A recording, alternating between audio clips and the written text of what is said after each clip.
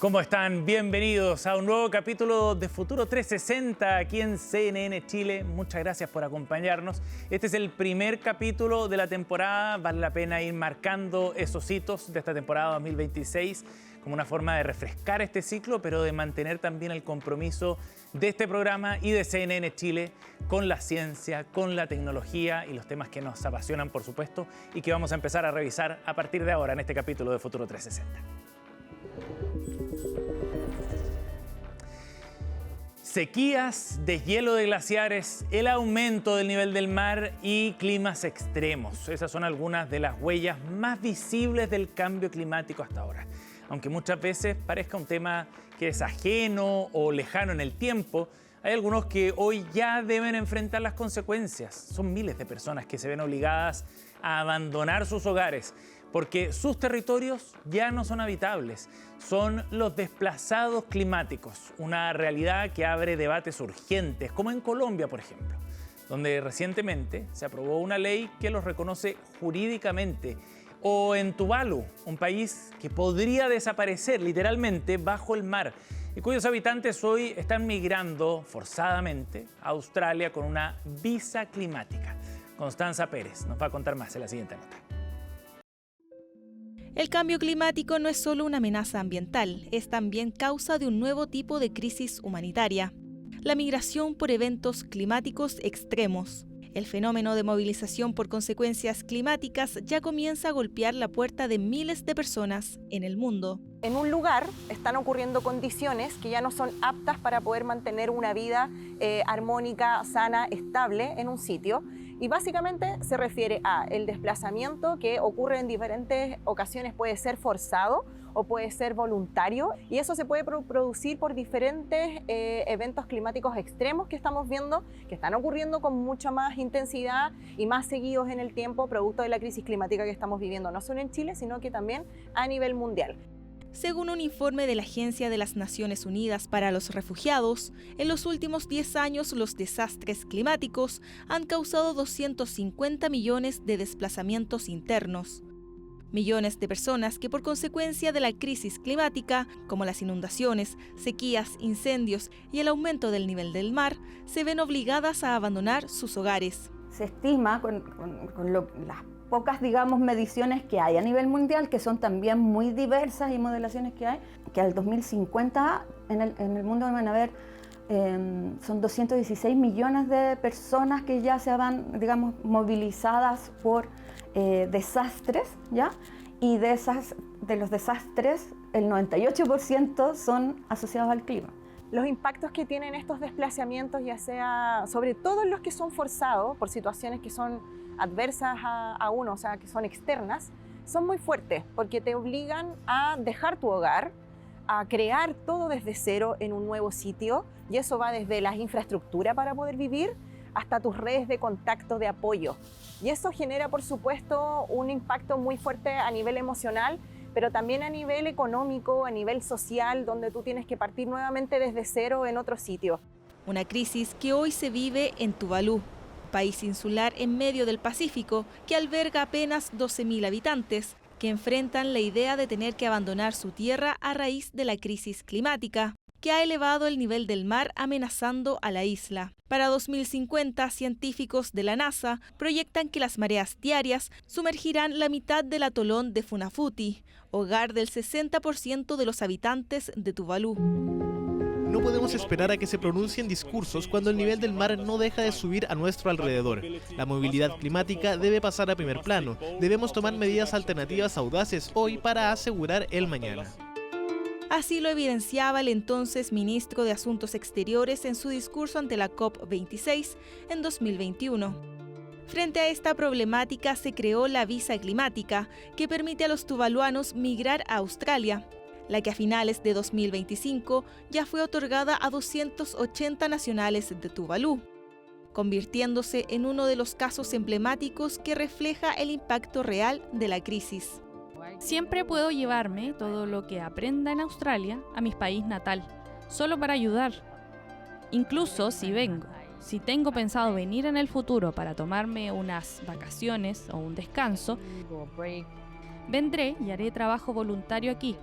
solo para ofrecerles mi ayuda.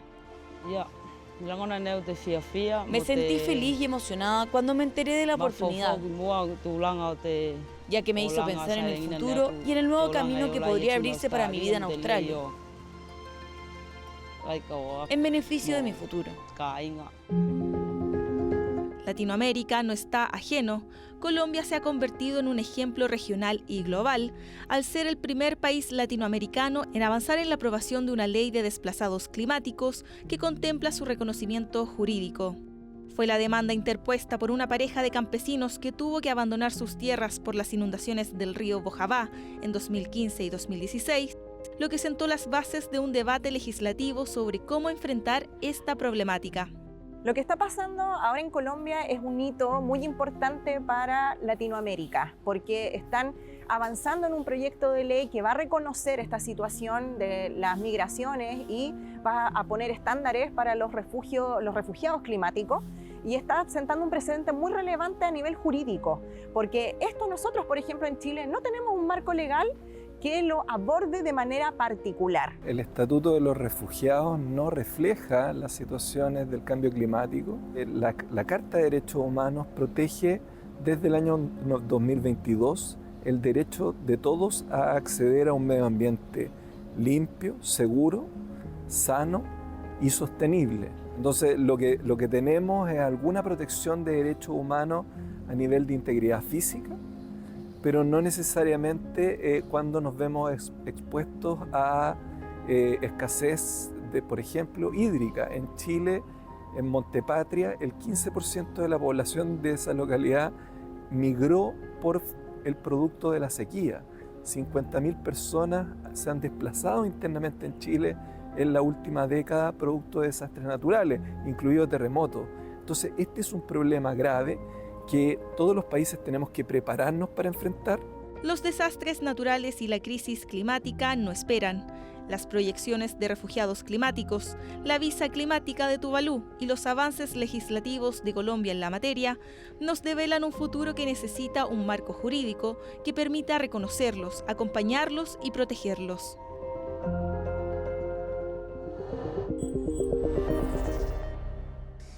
Vamos a seguir con otro tema. ¿Te ha pasado que despiertas y al abrir los ojos y mirarte te das cuenta que te has convertido en un insecto?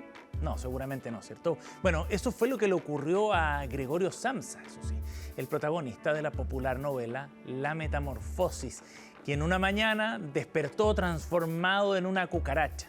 Si bien esta transformación pertenece al mundo de la ficción y el personaje de este libro no se sentía muy cómodo, claramente, con esa nueva apariencia, la verdad es que las cucarachas son unos animales que, por muy repugnantes, feos o incluso monstruosos para algunos, sin duda son seres fantásticos. Y les vamos a contar por qué. Miren, estos insectos de cuerpo ovalado, que tiene tonalidades marrones, digamos, son casi invencibles. Pueden lograr soportar una dosis de radiación que es 10 veces superior a la que resultaría letal para cualquier ser humano. Dígame si ese no es un superpoder.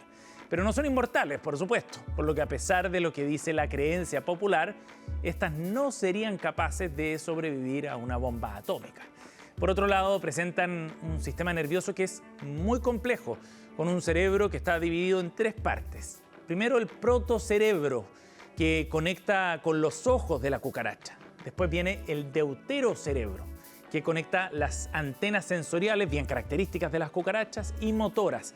Y por último está el tritiocerebro, que se encuentra conectado con un ganglio que tienen bajo el esófago, lo que les otorga su función gustativa y olfativa, que parece ser clave para las cucarachas. Otra de las particularidades que tiene este insecto es que no respiran ni por la nariz ni por la boca, sino que lo hacen a través del estómago, por unos conductos que se llaman espiráculos y que se encuentran distribuidos por todo el cuerpo de las cucarachas. Esta particularidad, además, junto con su cerebro dividido en estas 3 partes, permite que las cucarachas puedan vivir semanas sin su cabeza, por ejemplo, llegando a morir antes por falta de alimento que por no poder respirar. un montón de rasgos, algunos bien freaks, digámoslo, que contribuyen en todo caso al imaginario casi alienígena que está relacionado con estos seres, que ha inspirado incluso a los creadores de la película Hombres de Negro, ¿se acuerdan? A caricaturizar a uno de los extraterrestres principales de esta producción como una cucaracha. Pero además de tener todos estos rasgos bien inusuales, son un eslabón importantísimo para nuestro ecosistema, como suele suceder con estos seres fantásticos, porque resultan cruciales en la cadena trófica como descomponedoras, reciclando nutrientes de materia orgánica muerta y devolviéndolos al suelo, lo que beneficia a las plantas y mantiene el equilibrio en el ecosistema. Unos animalitos que nos recuerdan que por más desagradables que nos puedan parecer, ciertas criaturas, a los humanos, todos los seres vivos de la Tierra, son especímenes fantásticos y que aportan, algunos más, otros menos, a la sostenibilidad de nuestro planeta.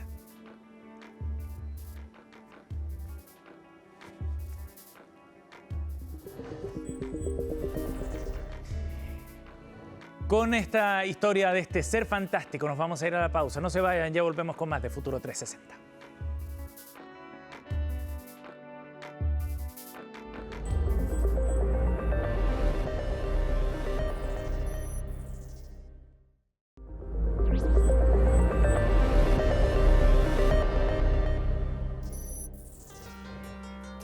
Ya estamos de vuelta aquí en Futuro 360 y vamos a hablar de un asunto bien crítico en el ecosistema de investigación científica en nuestro país. El financiamiento de la ciencia y la investigación nunca ha sido realmente un tema muy sencillo de tratar desde el punto de vista de las políticas públicas, ¿no? Después de todo, se trata de ir priorizando dentro de las necesidades que tiene el Estado y eso nunca es una tarea tan fácil. Pero ahora ha surgido otro conflicto bien interesante y del que vamos a conversar en la entrevista de hoy, que tiene que ver no solo con la cantidad de recursos que se destinan a determinadas áreas, sino también tiene que ver con los focos de atención en los que se está poniendo más énfasis, aquellas prioridades que está definiendo el Estado en la asignación de estos recursos. Y la directiva del Centro de la Ciencia del Clima y la Resiliencia ha expresado su preocupación precisamente después de haber quedado fuera del financiamiento del concurso de Centros de Investigación de Interés Nacional 2025, organizado por ANID. Vamos a profundizar en este tema, en la posición que tiene el Centro de la Ciencia del Clima y la Resiliencia, más conocido como CR2. Nos acompaña el subdirector del centro, René Garro, aquí en el estudio. ¿Cómo está, René? Bienvenido. Muchas gracias por la entrevista. Encantado de acompañarlo. Gracias por acompañarnos.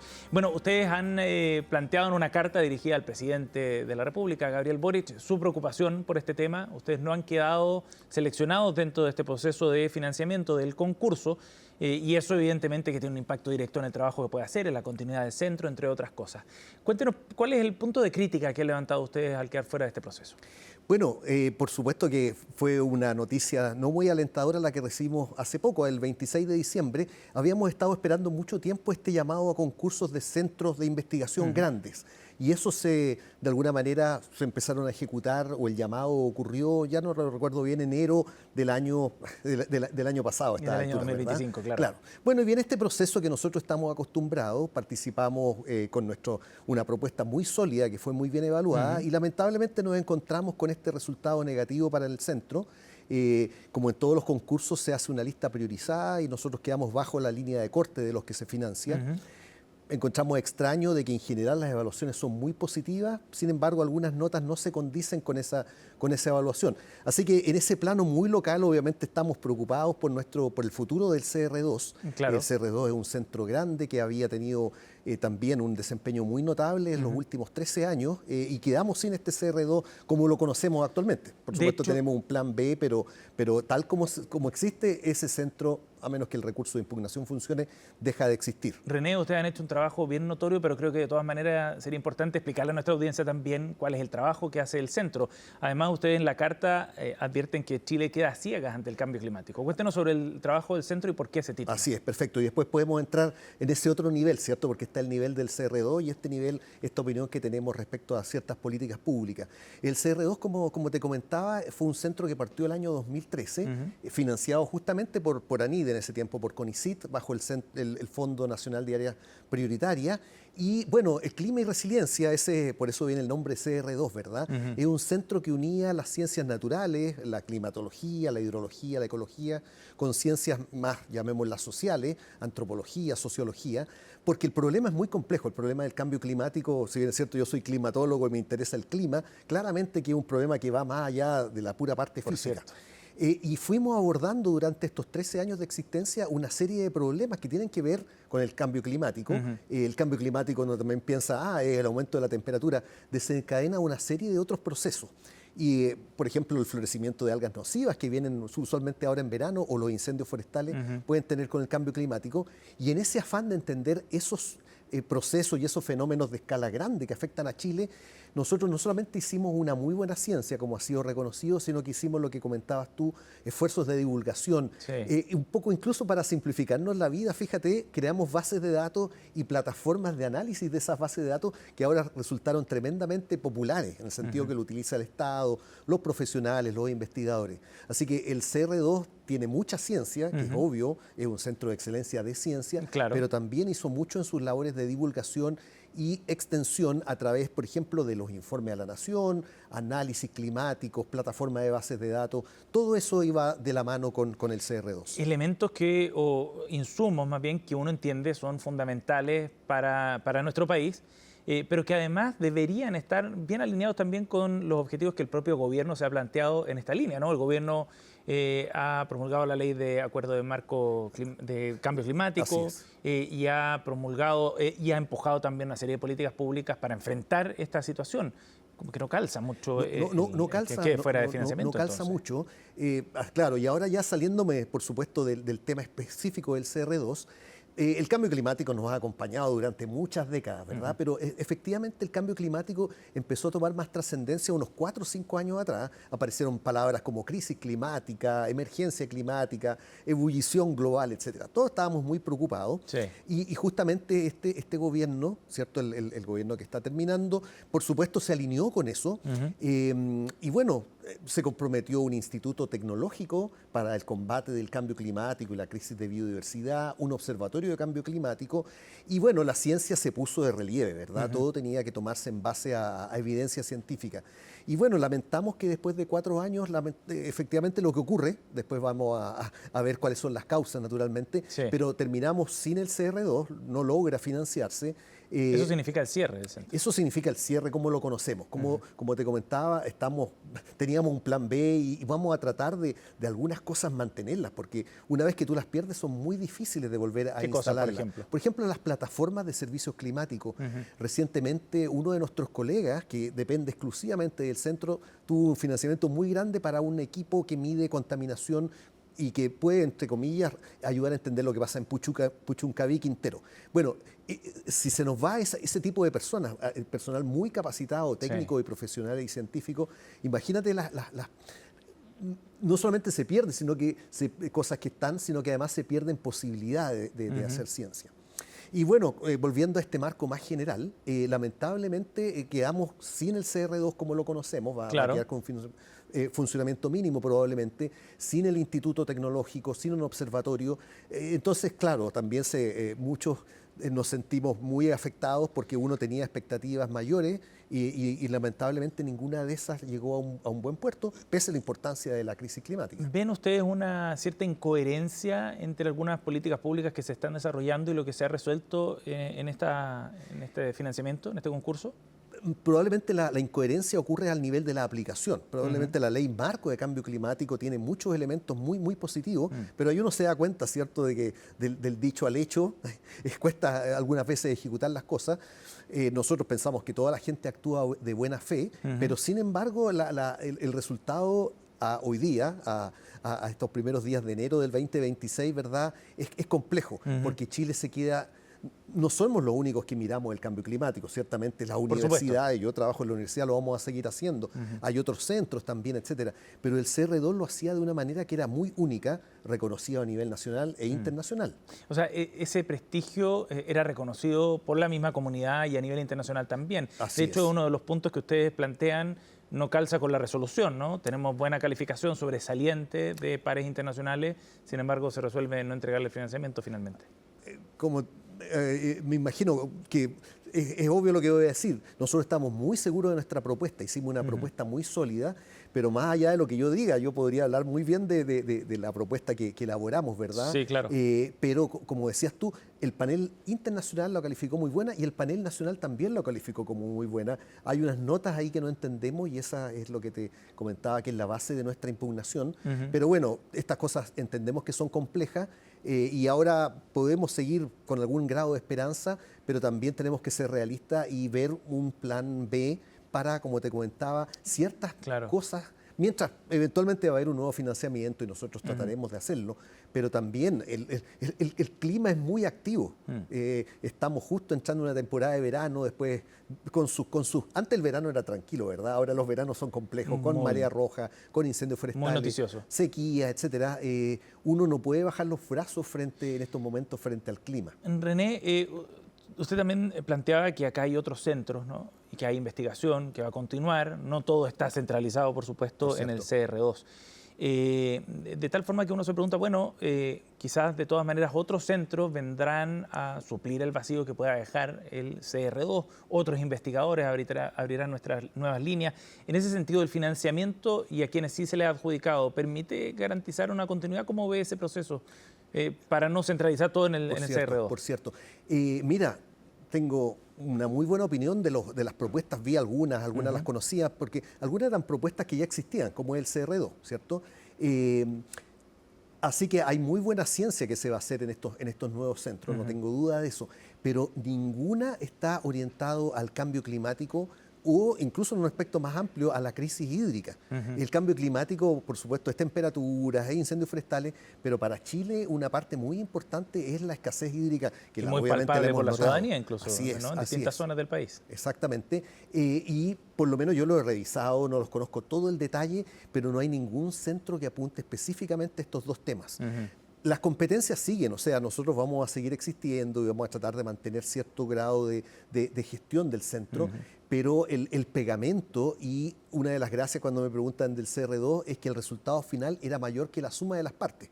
Así que las partes van a estar y nosotros vamos a continuar disponibles y vamos a seguir trabajando, no cabe duda de eso, pero juntar especialmente durante 10 años a gente, que hay barreras incluso idiomáticas entre colegas de distintas disciplinas, cuando tú relajas eso, tienes que partir de nuevo y eso cuesta y lamentamos mucho que por ahora se esté perdiendo. Sí. René, ahora, de todas maneras, acá el Estado, se entiende, ha hecho una planificación para poder asignar estos recursos en función de ciertos objetivos que tiene a mediano o largo plazo. ¿Quedan claros cuáles son esos objetivos después de este concurso? A mí no tanto, y te lo explico de la siguiente manera. En el antiguo, llamémoslo ecosistema, habían distintos centros, había lo que se llamaba los centros basales, muy orientados a la producción y a la tecnología. Estaban los institutos Milenio, que eran muy orientados a la ciencia que se llama de Blue Sky, o sea, se me ocurre algo y voy por eso, es muy bueno. Y estaban los centros FONDAP. El AP de FONDAP significa área prioritaria y alguien a nivel más o menos central definía cuáles eran las áreas prioritarias y se hacía un llamado y claro, la gente, cuando tú ves que hay un financiamiento, grupos que eventualmente son dispersos y diversos, decían, oye, mira, este es el espacio de intersección y hay un financiamiento para eso. Y esta es un área prioritaria. Era una área prioritaria, eso es lo que ocurría hasta el 2018. Entonces hubo en los últimos años un cambio de tipología. Los milenios se mantuvieron, los basales se transformaron en centros de interés aplicados, justamente más o menos manteniendo su línea, y los que eran los FONDAP se pasaron a llamar, en este concurso, centros de interés público, o interés nacional, para ser más preciso, con mucho énfasis justamente en la política pública. Y ahí donde nosotros calzábamos muy bien, y por eso es que estábamos tan deseosos de participar en ese concurso. Claro. Ahora, tiene la ventaja cuando tú dices, en vez de llamar a áreas prioritarias como podría haber sido la acuicultura sustentable, la minería, el cambio climático, cuando tú dices, presénteme alternativas, tiene la ventaja de que ciertos grupos se organizan y les va muy bien, pero de alguna manera el Estado y el gobierno pierde también la manija en el sentido que ya no puede decir, este es un tema que me interesa, va a depender exclusivamente de la oferta. ¿Y por qué eso sería negativo? No es negativo en sí y yo creo que debería coexistir un llamado abierto a centros de interés nacional en que la gente, por distintas afinidades científicas, territoriales, etcétera, se organiza, pero el Estado siempre debería tener, y en la mayoría de los países grandes ocurre, una línea especial en que se siente llamado a hacer una convocatoria para un tema muy específico. Imagínate que, por decirte algo, ahí hay mucho, no solamente cambio climático, cosas como riesgos de todo tipo, riesgos geofísicos, volcanismo. De repente el Estado podría decir, este es un tema que quiero congregar. Los científicos tratamos de hacer nuestros mejores esfuerzos, pero cuando hay un llamado somos más eficientes en el sentido de organizarnos. Pienso yo de que no es...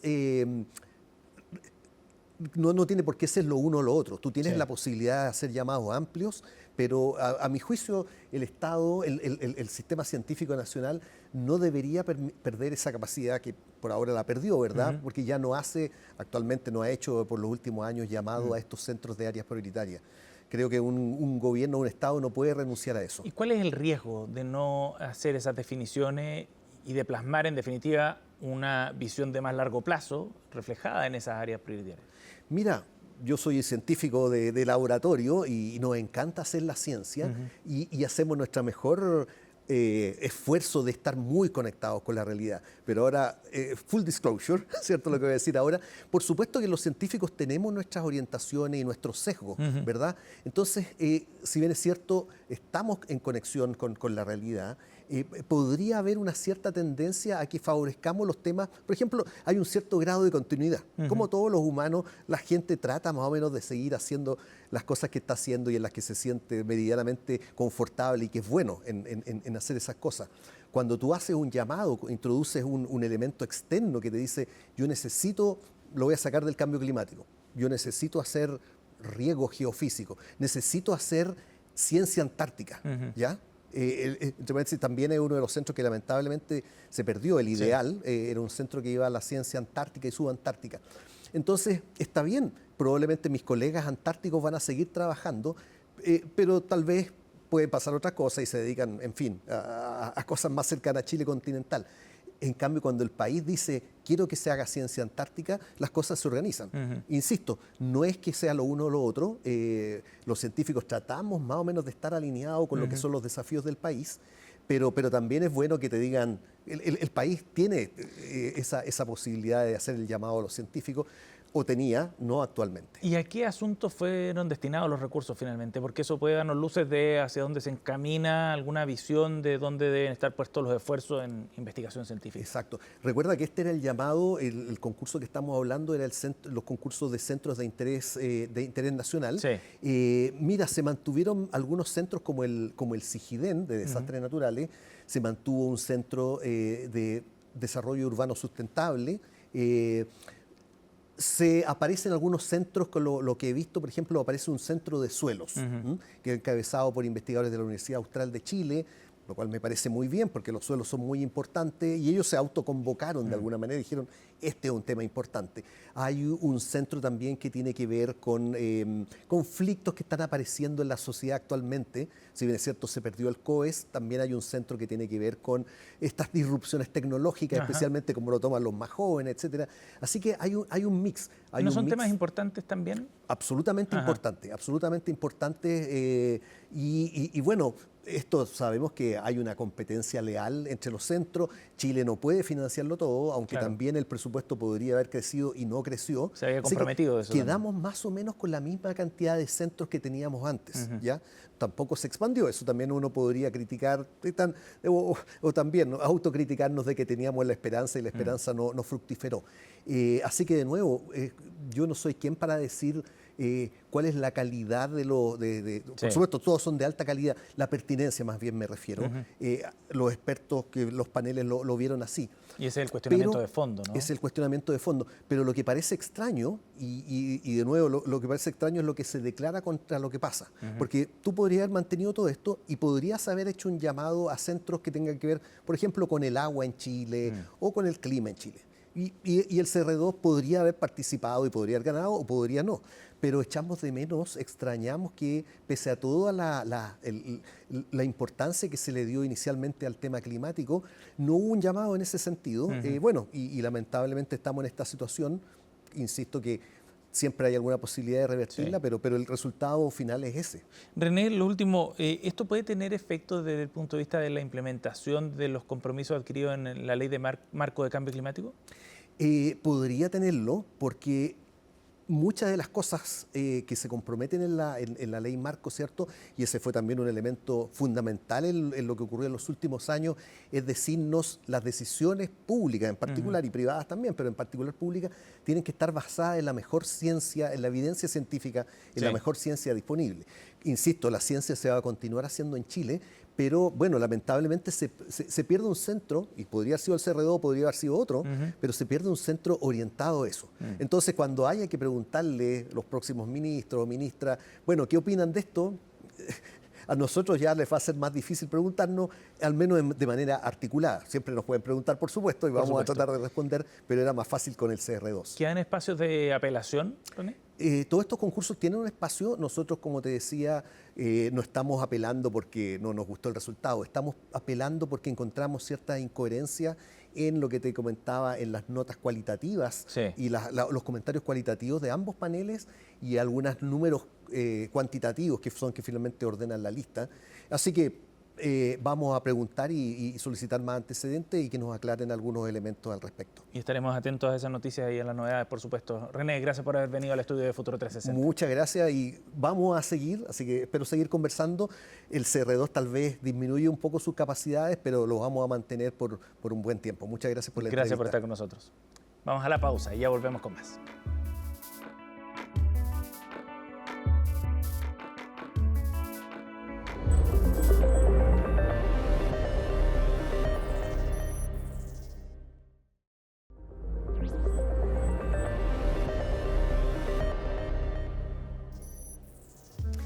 Ya estamos de vuelta con el tercer bloque de Futuro 360 y lo hacemos con una señal de alerta, otra más, que han levantado desde el mundo científico.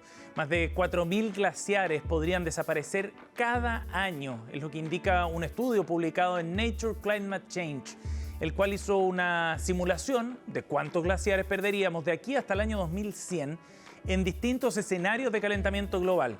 En el peor de esos escenarios, es decir, con un alza de 4 grados de la temperatura, 4.000 glaciares se derretirían cada año, una realidad que preocupa teniendo en cuenta los servicios ecosistémicos de los glaciares, como ser importantes reservas de agua, por ejemplo, ayudar al enfriamiento del aire y tener también un enorme valor cultural. Los detalles los vamos a revisar en la nota que ha preparado Francisco Verdejo.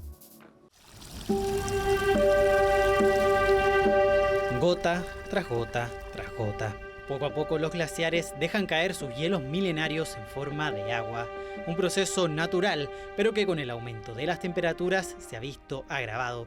Hoy los glaciares se derriten a un ritmo acelerado y esa masa de hielo no se está recuperando, tanto así que a mediados de siglo podríamos perder hasta 4.000 glaciares cada año.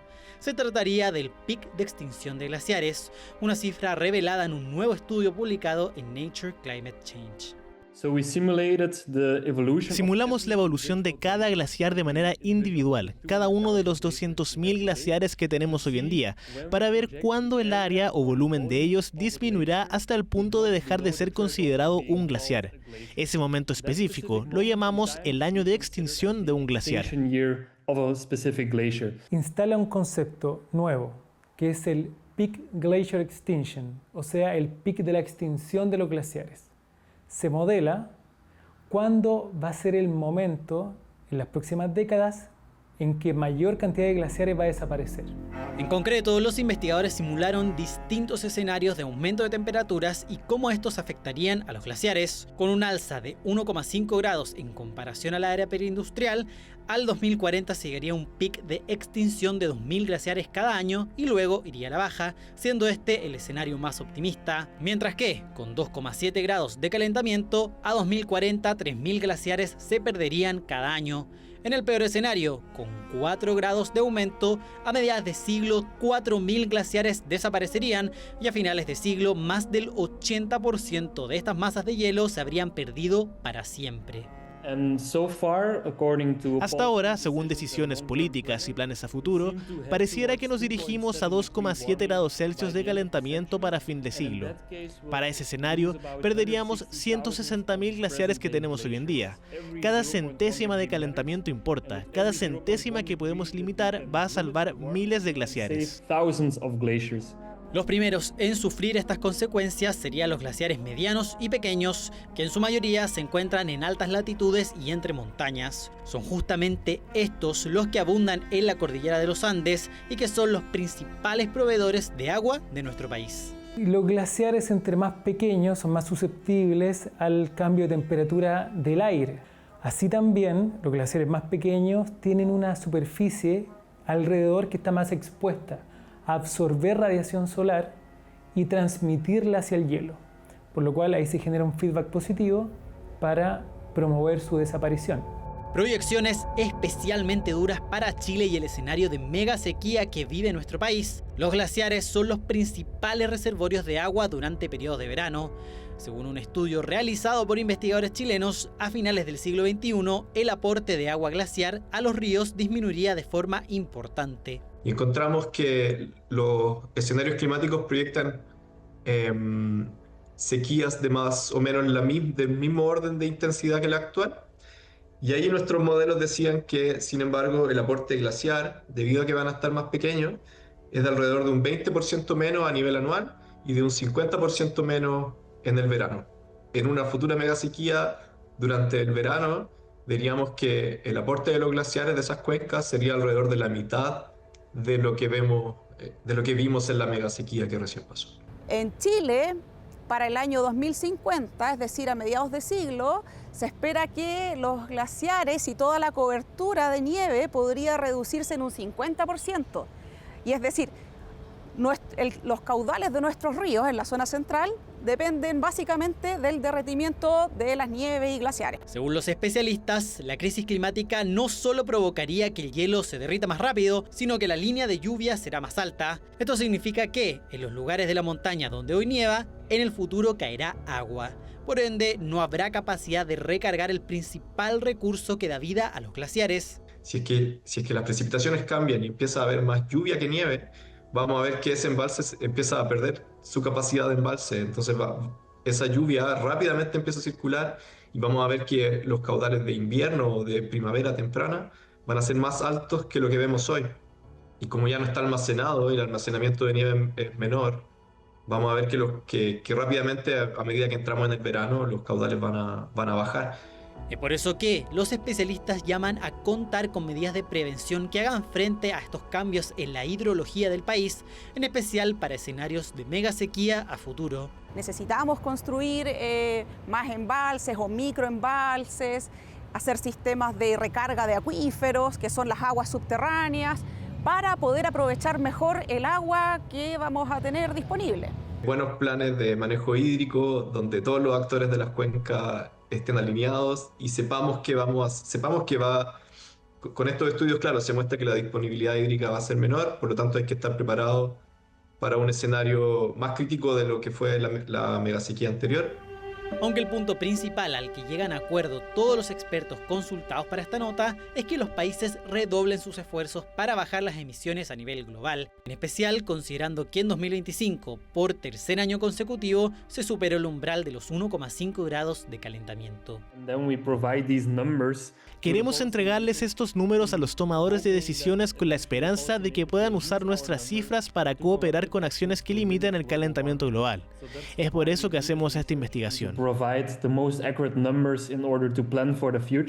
Hoy día los escenarios climáticos en el planeta son el gran desafío de la humanidad.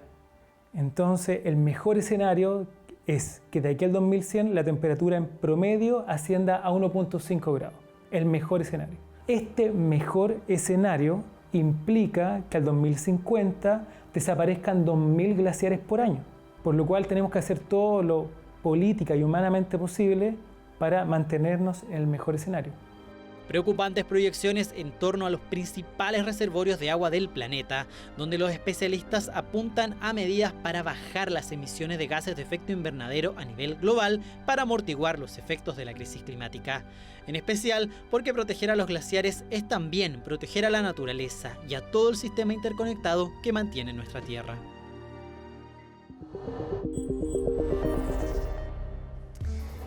Vamos a hablar ahora de un suplemento que ha tomado mucha popularidad en el último tiempo. La creatina ha ido tomando relevancia, particularmente en el mundo del fitness y el deporte, pero en realidad su rol va mucho más allá del rendimiento físico. Es un componente clave para nuestro cuerpo y además podemos obtenerla de forma natural. ¿De qué manera? ¿Cuáles son los beneficios? Lo vamos a revisar en la siguiente cápsula de La Ciencia en Ti, junto a Macarena Morales.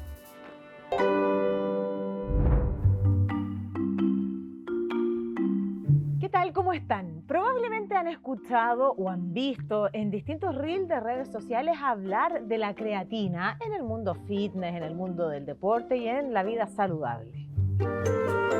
La creatina es una sustancia natural que produce nuestro cuerpo en órganos como el hígado, los riñones o el páncreas. Luego se almacena principalmente en nuestros músculos y el cerebro.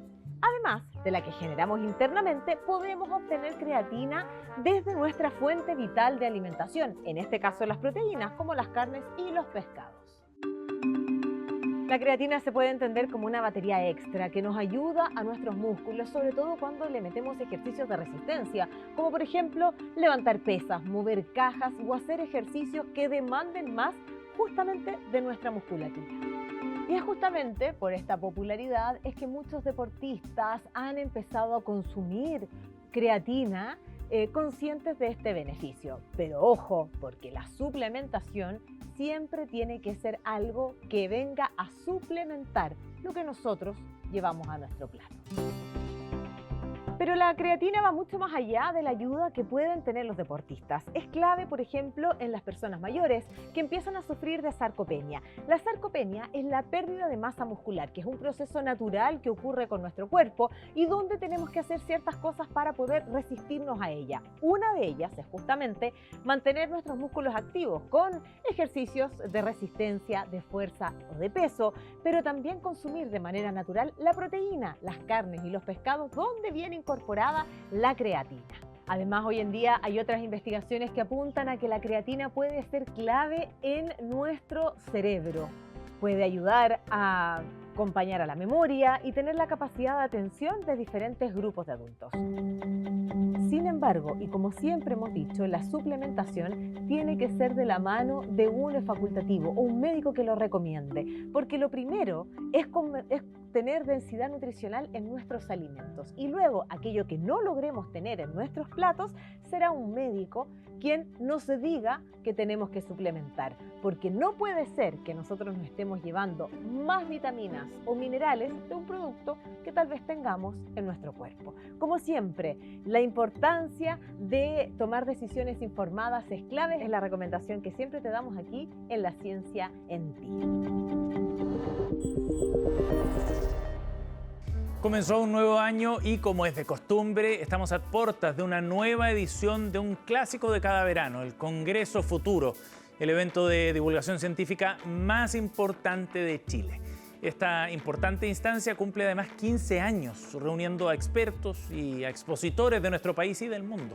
En esta oportunidad, el tema de la versión 2026 se refleja en el siguiente lema: humanidad, ¿hacia dónde vamos? Es la pregunta que va a redondear las presentaciones de los más de 120 speakers, donde más de 40 de ellos serán chilenos además. Entre el lunes 12 de enero al sábado 17, el Centro Cultural Seina albergará exposiciones que abordarán temas como la inteligencia artificial, el origen de la vida, la sostenibilidad agrícola, la neurociencia, el desarrollo de la biología sintética, el cambio climático y la educación, entre otros. Además de las actividades en Santiago, Congreso Futuro también tendrá un despliegue territorial con actividades en todas las regiones del país. Y entre los speakers destacan varias figuras notables de las ciencias. Algunos de los más importantes serán 3 ganadores del Nobel. Uno de ellos es Arden Pataputian, Nobel de Medicina en 2021, quien descubrió los receptores celulares que permiten al cuerpo percibir la presión y el tacto. También va a estar Jack Szostak, uno de los científicos más influyentes en los estudios sobre el origen de la vida y quien obtuvo el Premio Nobel de Química en 2009 por sus descubrimientos sobre los telómeros y la telomerasa, que permiten comprender mejor cómo opera el envejecimiento celular. Y por último estará Ratan Lal, quien recibió el Nobel de la Paz en 2007 por ser una de las voces más importantes en la lucha contra la crisis climática.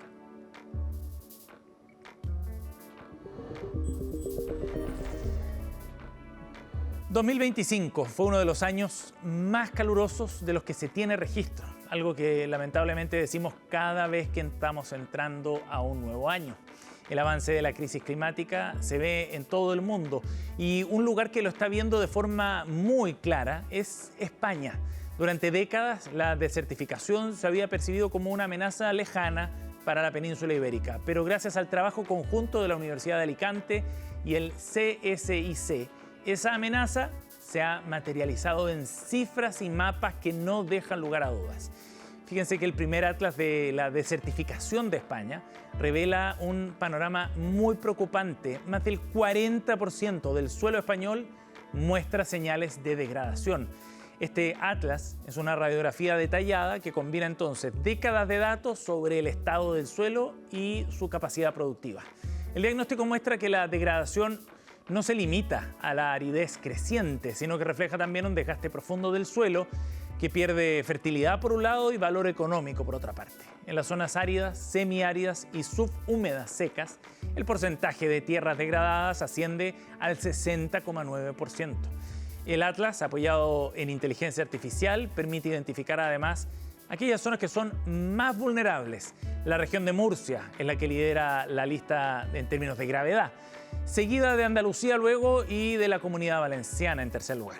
Con este estudio se urge entonces a que el país europeo adopte medidas de cuidados de aguas y adaptación en sus suelos agrícolas afectados por veranos que son cada vez más calurosos.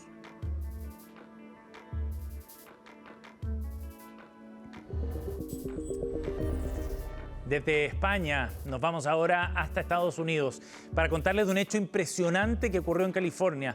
Susan López, una enfermera de 41 años, dio a luz a un bebé sano tras un embarazo abdominal completo, una condición extremadamente rara y peligrosa donde el feto se desarrolla fuera del útero. López vivió meses pensando que un crecimiento de su abdomen se debía en realidad a un quiste ovárico que los médicos estaban monitoreando desde su adolescencia. Sin embargo, lo que se escondía detrás de esa masa del tamaño de una pelota de básquetbol era su hijo, una condición que ocurre en 1 de cada 30.000 embarazos. Y la mujer, claro, no presentó ninguno de los síntomas típicos.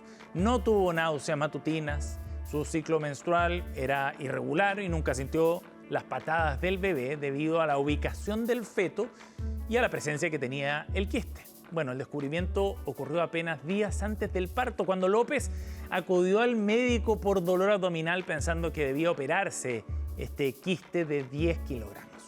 Un test de embarazo obligatorio antes de la tomografía dio positivo y los escáneres revelaron que su útero estaba vacío, pero había un feto casi a término en un saco amniótico que estaba alojado en una pequeña cavidad de su abdomen, cerca del hígado, sin invadir otros órganos vitales.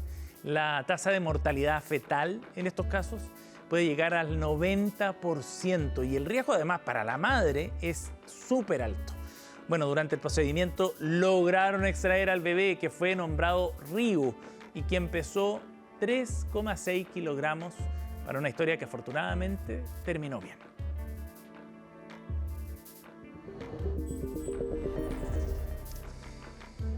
Nos vamos a otro asunto. Un equipo de investigadores chilenos, franceses, suizos y británicos, liderados por el investigador chileno Andrés Valenzuela Sánchez, quien es presidente de la ONG Ranita de Darwin y académico de la Sociedad Zoológica de Londres, publicó un estudio en la revista Nature, Ecology and Evolution y que muestra cómo un hongo microscópico que probablemente invadió Chile desde Asia en la década de 1970 se transmite con facilidad en poblaciones de ranitas de Darwin. Esto genera brotes epidémicos y rápidas declinaciones de esta especie. El estudio se desarrolló por más de 10 años y confirmó las sospechas de que este hongo que afecta a esta especie en particular es capaz de producir la desaparición de subpoblaciones completas. Los investigadores concluyeron entonces que este mismo hongo probablemente causó la desaparición de su especie hermana, la ranita de Darwin del norte, conocida como el sapito vaquero. La desaparición ocurrió hace un tiempo, en la década de 1980. La gravedad de la enfermedad, conocida como quitridiomicosis, llevó a los científicos, junto a los administradores del Parque Tantauco, a realizar entonces un rescate de emergencia de ranitas de Darwin tras un brote que en solo un año había provocado la muerte de más de 1.300 especímenes en Chiloé. Estos animales son actualmente cuidados en el Zoológico de Londres por el doctor Valenzuela y sus colegas de la Sociedad Zoológica de Londres, con el objetivo de reproducir la especie para reintroducirla en Chile y paralelamente desarrollar investigación de vanguardia también que permita encontrar formas de combatir esta enfermedad.